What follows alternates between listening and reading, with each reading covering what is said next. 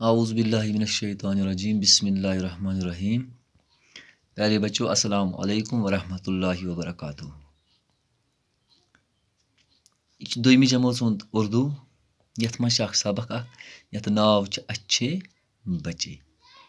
यम bro पूर अच्छे बच्चे क्या गो, असल बच्चे कम गई, असल बच्चन मज कम खूबी छ आसान, असल बच्चन मज कम वसफ छ आसान ते पूर यम ब्रोह अड़हाना तो बाकी अत रूद ते परो इंशाअल्लाह आज।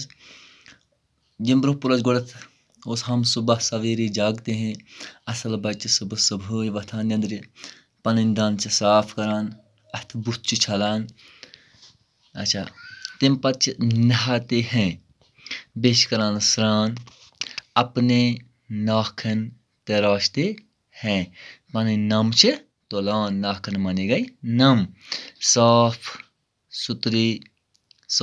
सुथरे कपड़े पहनते हैं। तम पत करान काम साफ तो शफाफ लागान पलो, मल छ पानस खलान कह, गंद पलो छ लागान कह। तम पत बाल संवारते हैं, ये असल पठन स्नान मान करान साफ पलो लागान, तम पत पन्नस मस्तस कंगू वालान, तेल मथान, स्कूल जाते हैं। तम पत क्या गसान, तम पत स्कूल गसान।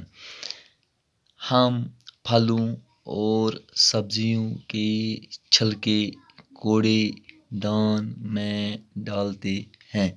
बे करान काम असल बच्चे, हम ोट त्रावान वतो पे कह कमरो मज कह और योर कह, मिसाल यम मेव केला संगतर उमन वन मिसाल फल, या सब्जी अमिक यम दिल मिसाल सब्जी ٲلوٕ या बे कह सब्जी यथ दिल तुलान, छिलके माने गई दिल, हम त्रावान कथ मज कूड़े दानस मज यानी कि डस्टबिनस मज त्रावान हम।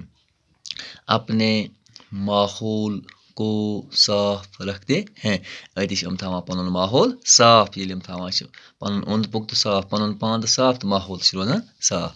हम साफ सुथरे बच्चे हैं, दपान असल बच्चे, तुह इत रोजान इत पान साफ सफाई थावान, ये गो तुह असल बच्चे। सब लोग हमसे प्यार करते हैं, पत सारे लूकन लगान टट, सारे लूक प्यार मोहब्बत करान असल बच्चन साफ बच्चन सत। हमें अच्छे बच्चे कहते हैं, दपान असे वनान असल बच्चे। वो तो याद, वो तो समझ कि साफ तो शफाफ रोजन सत कोता फायदे छु। सारी करान प्यार मोहब्बत, सारे पत टट लगान, तमन वनान असल बच्चे। यम सफाई थावन, पनुन पान तो थावन साफ, पनुन गर तो थावन साफ, पनुन स्कूल तो थावन साफ, पनुन ओंद पोक थावन साफ, वनान असल बच्चे। इंशाअल्लाह परो बाकी पत सुबह। बिहु खुदायस हवाले।